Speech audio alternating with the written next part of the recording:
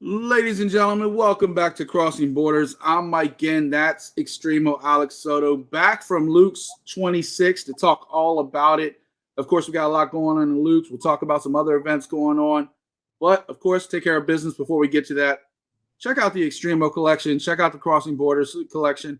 All of that, fightersfirst.shop. Always got brand new stuff on there. So check it out, fightersfirst.shop. Let our apparel be a part of your story. Alex, that's the business side of things. How you feeling today, buddy? I'm feeling good, man. It's been I'm here in sunny San Diego. San Diego is on fire right now, man. It's just I'm in hot, rainy Florida right now. miserable, and it feels like how you probably feel over there in Florida. No, see that okay. When people say Florida, I think like Brandon just got back. Brandon Catino just got back from Miami for Labor Day weekend, Yeah. and he's like, "Oh, it was so hot. Like I woke up in the morning, it was 86 degrees already." And I'm like, "There's Miami, there's South Florida, and Okay. then there's the rest of the state. Where I am, Tampa is like 5 to 10 degrees cooler than Miami. And don't get me wrong, it's summertime still. It's summer's hot everywhere. You got bugs. We do have bugs. We got a lot of bugs. Um, yes, we have bugs. We got lizards. We got all that stuff. But in the general perception, it's usually 5 to 10 degrees cooler here in Tampa than it is in Miami. Okay. Especially after like right now, we're having a big storm come through the middle of the day. After this, it'll be nice and cool the rest of the night. Probably like 75, 80 the rest of the day. Nice. We get a nice breeze off the Gulf. It's not much different than San Diego, to be honest with you, having that breeze right off the water. Versus if you're like further inland, more desert land, guess what? It's scorching hot the whole time, right? Same thing in Miami, closer to it's off the water, but it's also very close to the equator. So it's a lot hotter. Different scenarios. But that said, I love where I'm at just as much as you love where you're at. Don't want to move. But it is raining today. It is raining. Glad to be recording with you, my friend. Same here. How was your trip down to Mexico City? It was beautiful. Actually, it was a nightmare getting down. It was crazy, man. I landed in Mexico City 1 a.m. on Thursday night. Well, actually, make that Friday morning, right? I got the show on Friday. Oh, so you didn't get there the day early this time?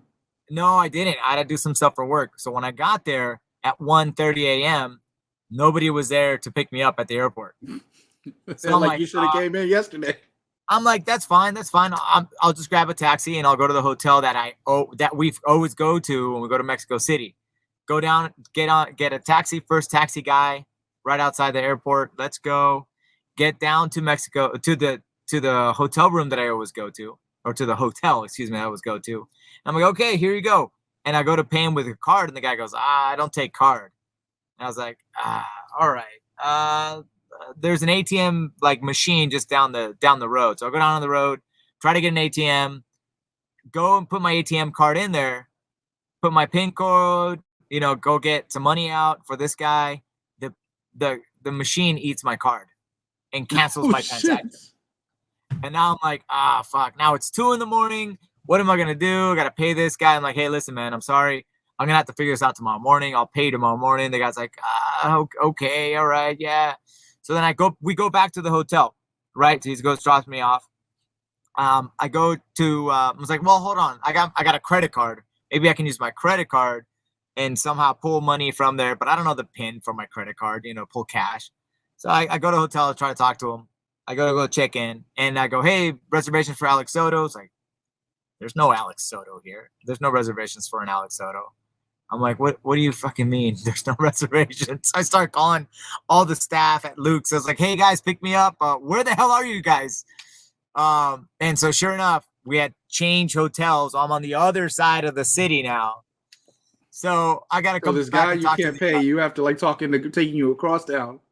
Yeah, exactly. But the good thing is I was chatting him up on the way to the hotel originally. So he was cool. I made friends, and he was like, yeah, let's go. So we drove all the way to back to the other side of the city, and he checked into the hotel room and paid the guy off. I ended up figuring out I apparently had 2 ATM cards.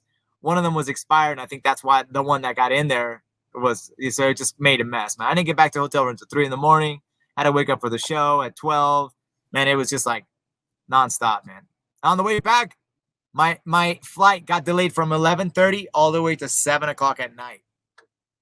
So it was just a nightmare getting there and leaving there. But everything else was fantastic. The fight card was spectacular. Well, good thing I didn't drag you to record on Labor Day. Then gave you time to recover a little bit. It was a nightmare, man. It was a nightmare. I'm glad we did. So thank you for doing that. And so here we I didn't are. do it for you. I didn't do it for you. I did it for my daughter who wanted to go to Dave and Buster's on Labor Day. So there you go. That's good. That's good. You took care. You're a good dad, Mike. Familiar first, right? Exactly. I spend it with my daughter. You spend it with your crow. You know, forget the kids. Forget the kids. You got your crow. Get out of here, kids. Yeah, all right. Well, let's talk about Luke's Fight League 26. David Mendoza, Fito Rubio, battling it out in your old division, the bantamweights, and didn't quite go what people thought was going to happen. Tell people what happened in that one. I love it, man. This is why I love mixed martial arts. Fito Rubio, who is the former UFC fighter and also the Ultimate Fighter, alumni, I guess that's what you would call him, came out in spectacular form and in spectacular shape. He looked great in this fight. He was swinging when I was analyzing the fights for the pre-fight stuff, I was looking at Fito Rubio and seeing where are the opportunities for him to win and where were the opportunities for him to lose against David Mendoza. And one of the things Fito Rubio does, and he does it very, very well, and he's got tons of experience in doing this, those wild exchanges. He knows how to find your chin in those exchanges. And he did a fantastic job there against Marco Beltran in that fight. I mean, it didn't go down his way, but he had moments.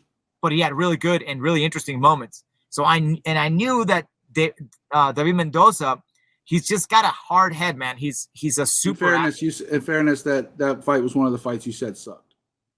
That what?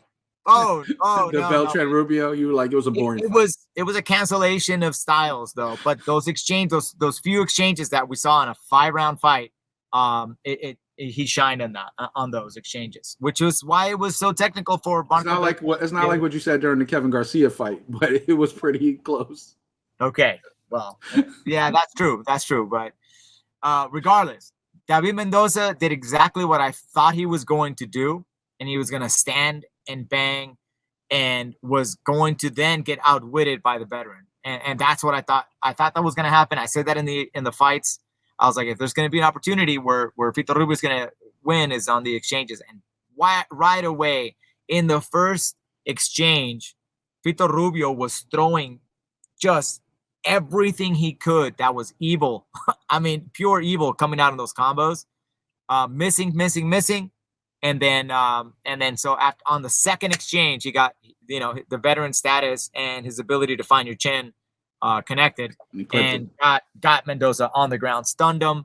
I think it was a crazy armbar, beautiful armbar, goes from the back, gets the back, tries to get the choke. He doesn't even want to play around with it, switches it right into an armbar. It was beautifully done, man. Yeah, I mean, his veteranness, like you talk about, like being able to get in the pocket when you fought killers, you fought people with top-level boxing like Marco Beltran. You fought people that you're used to it. David Mendoza is one of those young lions, pardon the nickname, but one of those young lions coming up that wants to bang with you. And you do that against a veteran like Rubio, you're subject to get caught. Yep. And that's exactly what happened. Is he fast enough to where he could have gotten away with it? Well, not this case, because Rubio caught him. Rubio had nothing to lose. Yeah, like he was already 1-2 in LUX, despite having a long record of 18-12 coming in. He was only 1-2 in LUX, so he needed a win to stick around, and to even question maybe even a possible rematch with Beltran if Beltran sticks around, who happened to be there that night. So I've seen LUX flirting with the idea of him like defending the belt again. So I don't know what he said behind the scenes. Maybe you do, if you had a chance to chat with him. But I know last time you talked to him, Beltran was all set to go off into the sunset and do some boxing and bare knuckle stuff. But he looks like he might, maybe after the surgery, maybe he felt better. Maybe he's like ready to go again. So we'll see. But that brings me to the co-main event, because I don't think Fito Rubio's getting another shot right away. But I do think Luis Guerrero could, because Luis Guerrero is powering through people like they're not even there. I mean, he just went right through Villegas. Like, tell me your opinion of that one. Oh man, so a lot of cool things about Guerrero is well, first of all, I mean, there's his story, right? Like 2 years ago, he lost his wife. I think there was an accident or something. I'm not exactly sure what. But it's crazy, dude. And then he's got already that spinning back kick knockout. It's like it's the LUX highlight reel. You know, he's got him in the center of the ring. He does a spinning back kick, heel hook or heel kick right to the temple. He knocks out one of the guys that has been around in the business a lot too. You can probably Google his name, but spectacular fashion. He came out swinging like I haven't seen that dude ever. Talking about the last fight against Ayala? No, was it against Ayala? Yeah, Andres Ayala was his debut in LUX. Yeah, that one. That's the one. That was just LUX 24, just a couple shows ago with Lazy Boy and stuff. No, this was way back there, man. Jeez. Oh, you talking about the first time he was there with when he fought Gallegos? No, he knocked out Fabian Galvan. Yeah. Galvan, yeah. And if you look at Galvan, that guy's been around. He's been all over Latin America fighting. I keep forgetting that Guerrero kind of came and went a couple times in LUX, so yeah. Yeah, dude. So that was sick, and it just shows, dude, that guy's got nasty power, 135 pounds, and I love what you just said. I think that's an excellent matchup there to take on against to keep the bantamweight moving, man. I mean, the way he knocked Freddy Villegas out was horrifying to watch. I mean, he was even calling the refs like, "Hey, you're gonna stop this fight or what? Or you want me to kill this dude?" And we talked about this when we profiled him, right? Comes from the Muay Thai background. He has all the stand-up ability in the world. We don't really know much about his ground game, but you know, he's been fighting MMA now for a while. You know, he's, I believe, 9-3 now. Yeah. And he's fought veterans. He's fought young guys. He's kind of going through everybody. He lost via tap out to Diego Lopez, but that's no shame. Diego had a cup of tea in the UFC. Other than that, recently, back last year, he lost to Raul Mendez. And you were talking about earlier, like, because we're going to talk about it later, Budo has a show coming up. He fought a couple times in Budo, which kind of springboarded him back into the LUX and hopefully one day further up the food chain. But he's not a young kid. He's already 34. So him and Beltran makes a lot of sense. Maybe Lazy Boy, maybe, you know, if you want to give him another test, maybe that's the bounce back fight for David Mendoza or Fito Rubio, which would be a great test. But man, Pantera is possessed lately. Like his last two fights have not lasted long. Yeah. And his combinations are gnarly, dude. Like typical Mexican style, you know, attacking the body, you know, mixing it up with the head and just being patient with it. But when he throws, dude, like standing ringside, I'm just like, oh shit. And then that walk off knockout, the way he did it, man, it was just. And bam. He's also tall for that division too. At 5'11" in the bantamweights, that's kind of tall for that division. You know, it's funny that you're saying that. Because he's not that very tall. He's not that tall. I don't think that's correct. I don't think 5'11" is his height. He's listed at 5'11". How tall is he compared to you? Because you're 5'9". He's shorter than me, and I'm 5'8". Yeah. All right, I'm 5'7 3/4. But he's like around. What am I gonna do? Laugh at you? I got you by like a half inch. I'm like a half inch taller than you. Cool, great. So he's like half inch and about 60 pounds on you. What's up? I would say he's 5'6" or 5'5", something like that. Okay. Well, I mean, he does kind of have long arms and stuff, so I guess I could see the mix up, but. Yeah, man, this guy is dangerous. And at 34, he's a veteran. You talked about Rubio just a minute ago, how he has that experience. He's a tough matchup for anybody. So I'd love to see him go against one of these young kids, Lazy Boy, David Mendoza, Francisco Patron, if he wants to fight 135 pounds again, or get that shot. Because if Beltran wants to come back, he's going to have to do it sooner than later because he's not getting any younger. You know who I would love to see him fight against too is Mauricio Alfonso, who's down another one. They fought the same fight card. That kid is fire too, man. The guy from what is he? From Venezuela? Yeah, Venezuela or Colombia? No, that kid is just gnarly. Man. Venezuela. 4-0, undefeated, and he's just mowing down everybody with it all. We'll talk about that fight because he just ran through Maldonado.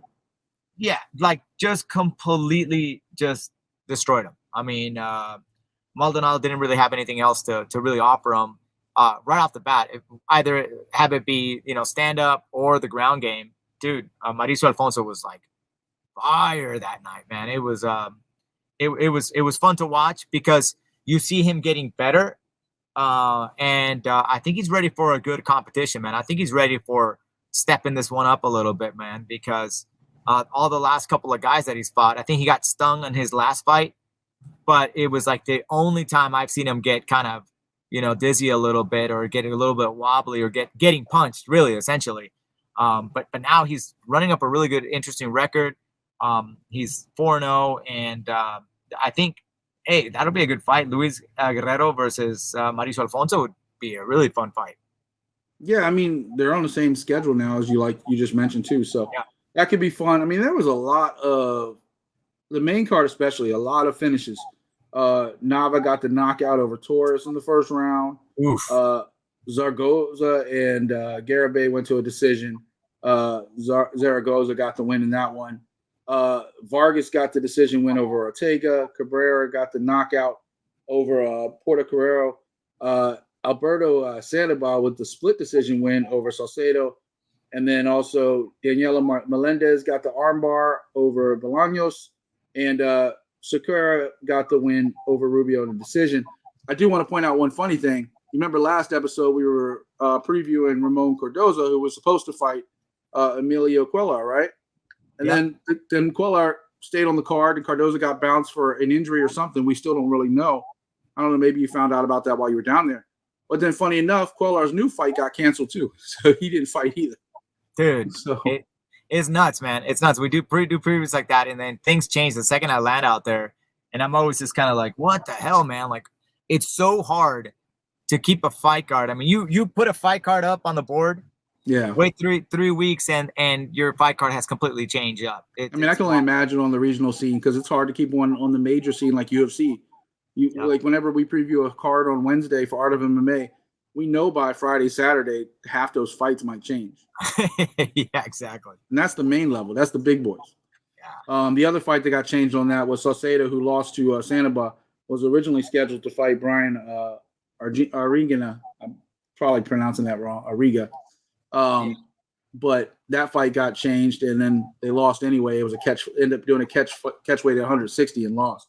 Yeah. So, other than the few fights we already talked about, any of those other fights kind of stand out to you? Yeah. Well, Nava's knockout was so sick. It was spectacular. It was unexpected, really. I mean, you saw Guillermo Torres walking out, and he looked jacked. He's coming from a really good gym from. He was undefeated, just jacked. Like, dude, the dude was ripped. And then Nava shows up, and he's got like this scraggly beard. He's kind of skinny, has really not a lot of muscle. I'm thinking, oh man, they're gonna murder this kid. And then Nava shows up with a beautiful counter. I think what happened is Torres just got a little bit too confident, man. Perhaps threw a really lazy kick. The kick was exactly what you practice at the gym. He just grabs the leg, right overhand right to the chin, man. Hands are down and lights out. He was out before he hit the canvas.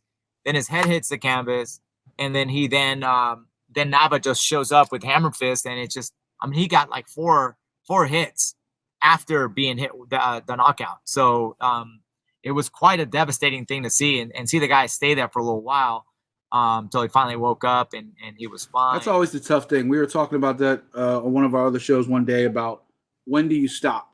You stop when you know your guy is done with the chance that they maybe wake up and get you back. Yeah. Or do you go to the ref stops you? And if you go to the ref stops you, then somebody can get hurt, especially on like a submission. Like I remember multiple fighters, sometimes they hold a submission too long. Yeah. But you can't let go. Like Fabricio Verdum let go of the submission when he thought Renan Ferreira and PFL tapped. And then what happened? Renan Ferreira popped out, punched him a few times, and knocked Verdum out. Like, when do you risk it, right? Yep. Agreed. That's the game, man. Like people give Derek Lewis a lot of flack for following through and hitting that one more extra punch, but he's like, what if they get up? The ref ain't stopped me yet. I cringe when fighters hug each other in the third round after a good fight, because you can do that afterwards. It reminds me of Floyd Mayweather when he knocked out who was it, Diaz? Shane Mosley. Oh, now you're talking about the victor. Well, the hug fest was Shane Mosley and Pacquiao, but you're talking about Ortiz.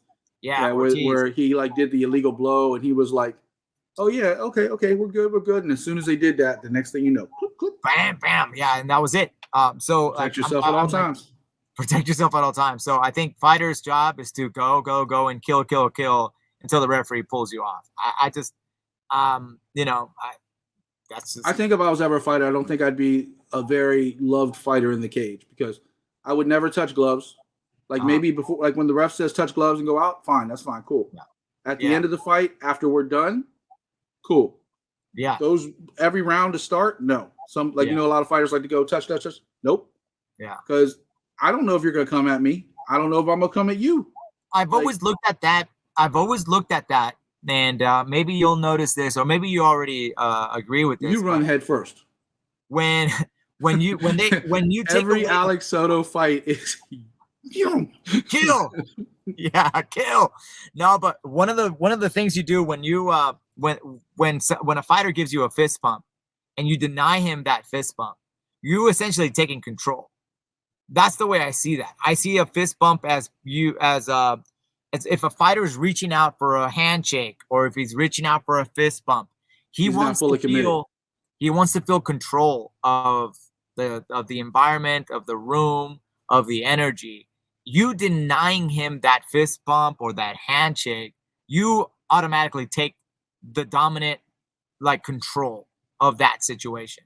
I look at it that way, but I also look at it like I remember Colby Covington and Tyron Woodley. And Woodley and Covington going into that fight had so much bad blood. And then to start the fight, Tyron Woodley tried to put his hand out for a fist bump. And of course, Covington said no. And I was like, you hate this dude so much, but you just told me all that pre-fight hype was bullshit because now you're trying to be a sportsman inside the cage. Like, wait, really? Who tried to do the fist bump? Woodley. Woodley tried to start the fight. He tried all right, cool, we're here. Let's go do the fist bump. And of course, Colby Covington was no. And then what happened? Covington dominated his ass for 5 rounds until his rib popped and he stopped him in the 5th round. Yeah. And it just shows to me like some people aren't really about that life. They hype it up. They really go about it. But then when it's time to get in that cage, they have this rule set in their brain. And some people are like, this is how I was taught.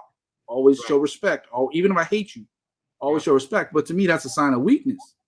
Because if you're going to sit there and tell me how much bad blood we have, and then as soon as we get in the cage, you try to be sportsmanlike, nah, it's time to fight. Yeah, it's time and to I fight. hate Colby Covington, but in that case, he was right. Well, I mean, yeah, there's that. But like I said, there's a psychological control over whoever goes for it. Like if you, and then I see them agree when they go, okay, yeah, I'll fist bump you. Then at that point, it's like you're submitting to his request, his expression. You're submitting to his expression, and it's all psychological warfare, man. In fact, and also why every round? I used to hate my coach would tell me, don't touch gloves. Don't touch gloves. And I would always, I was like, because then the fighter would do it. And I'm like, I'm not an asshole. And it's like this weird, it's a weird thing. It's a weird thing. I think it also throws you off your game. It throws you off your game. You're like, okay. Now you're thinking about touching gloves instead of killing somebody. Yeah. Well, that's what I'm saying. Like, I think my coach had a good point of it. It's like, don't do it. But it does feel weird as a fighter. You stepping in there, somebody gives you a fist pump before you're about to go to war. It's almost like you have to decide on what you're going to do beforehand. And if I were to be a coach, I would say, don't fist bump. Yeah. Disagree with me all you want. Yeah. When they pull you to the center of the cage and they say, all right, shake hands if you want, or go back, that's the time to do it. Yeah. Once that's done and you're back, you ready? Are you ready? Then no. And also, as fans, I think most fans don't like seeing it. Yeah. Because it slows down the beginning of the action. You don't get a Jorge Masvidal run across the cage and knock out Ben Askren if they're touching gloves, right? Yeah, right. Well, that there's also fans that hate that. Oh, it's so disrespectful. I can't believe they did that. There's always going to be purists that are just full of crap because they want to be entertained just like everybody else. Exactly. They're the same people that stand up screaming, "Oh my God, he knocked him out!" Oh, right. Like Aldo rushing in against Conor and he got counterpunched. Right? It goes both ways too. Exactly. Like sometimes the guy rushing in catches you and knocks you out. Sometimes the guy rushing in gets caught and gets knocked out. Exactly. Yeah. It's a game Michael of inches, man. McDonald. Yeah, exactly. Sorry, I couldn't resist. I'm sorry. That's all right. That's all right. It took 28 episodes for me to say that name. But That look kid where is you a are. Look beast. where he is now, right? You're on top of the world. Where's he I at? don't even know where he's at these days. I think he's doing some. He popped up somewhere not too long ago, coaching somebody or something. Okay. But he's long since retired too, just like you. Yeah, he. You know why he's retired? Because he got knocked out like 3 times in a row. No, because he kept breaking his arm with how freaking powerful he throws that crazy right hand. Well, he got knocked out a lot too. Like once he got past his first like undefeated streak of fighters. Yeah. Like then all of a sudden he just kind of like he just hit a wall. What was it? Michael Mayday McDonald. Speaking of name from the past, right? He went like he beat you. He beat Miguel Torres too, another dominant person at the time. Yeah. But then he lost. He got caught in that arm triangle to Renan Barão, bounced back against Pickett. Lost to Faber, bounced back against somebody else. Lost to Lineker with a knockout. And then knockout, he I remember that fight. He didn't fight again for almost a year. Because he broke his arm. And then he broke back. He bounced back, had a couple more wins, and after 2018, he got a knockout in Bellator, and nobody ever seen him since. Yeah, well, that's what I'm saying. I do feel I saw him coaching somewhere. Huh. He's coaching some fighter right now that's active, but I don't remember which one because I saw him not too long ago, and I was like, "Oh shit, that's Michael McDonald." That's sick, man. No, that guy. Well, that's one of those other things. Like that guy, he's super nice. You know, same kind of thing. You know, like really nice. Like loves Jesus and gives you a fist pump and very laid back. Same kind of thing. You know. So yeah. I met him that day. I met him like briefly in the hotel that day too, or like the day before when all you guys were staying at that hotel that I was hanging out at where I used to work. I think he might have been. He was either hanging out with Brad Tavares or Dustin, one of them.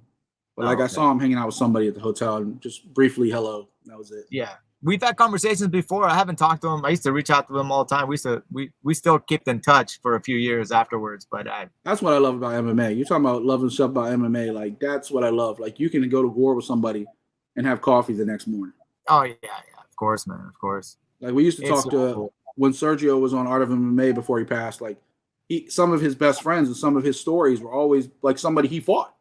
And like now they're like best of friends, no matter who won. It didn't matter. It was like best of friends. So it's something about being exchanging that, that blood, sweat, and tears inside that cage gives you a respect for somebody. So. Yeah, for life, man. For life. It's crazy. And that's not to say Alex bounced back. Alex had a couple nice wins, after that. It wasn't the end of his career, but that definitely is not one of Alex's highlights. That's not my greatest moments in MMA. No, that is not. But it was thick as hell. But it was you for sure. It was fucking badass, man. It's not something you want to put on a Christmas card to Alex. That's not going to get the reaction. That's not going to get the reaction you want. I thought about making a T-shirt with it, but then I didn't think Alex would approve. Yeah, come on, Mike. Come on now. I'm kidding. Maybe Francisco Rivera. That was a more competitive fight. That guy was cool, man. That guy's another about that was a short fight too, though. I think that was what? First round, second round? No, we went to the decision. The decision? Okay. Yeah.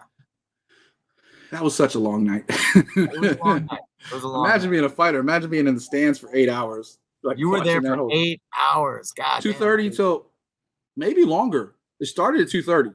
When I do the shows for LUX, it's like 6 hours of being live on television. You guys do the Challenger too? Hours. Yeah, the challenge goes live all over the world. And then we go right into UFC Fight Pass, and there's hardly any breaks. So I'm just talking. Me and Francisco X Rivera, we're talking, and it's just like right into a next. Every time I'm exhausted, dude. Just like, wow. I bet. I mean, that's a long night of fights for fans, for people commentating. The fighters come and go, right? Like some of the fighters in the later night don't even show up till halfway through the card. Yeah, exactly. But the people like the fans and stuff are there the whole time. And I get it because you want to cram as much of a roster into a show as possible. But B, you also want to use these cards to evaluate who's going to be on your main card. So you need the undercard to give these people a chance to build themselves up to become a big-time fighter. Right. There's a reason why Vegas, nobody shows up to the main event in boxing, right?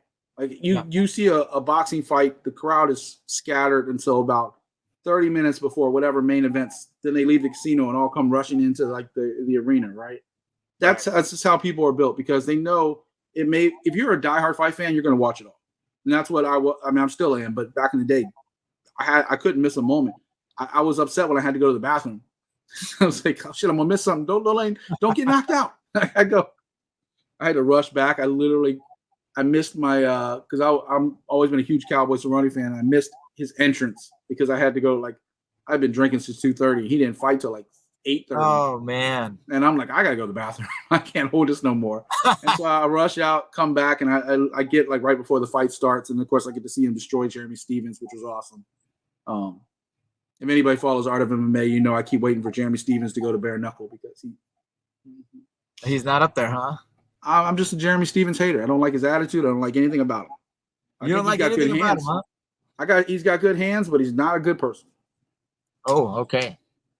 I mean, he's been arrested multiple times in Iowa for just stupid, dumb bar shit, all kinds of stuff. He's not smart. Not a smart kid. Anyway. Yeah, he's San Diego. Don't get me in trouble.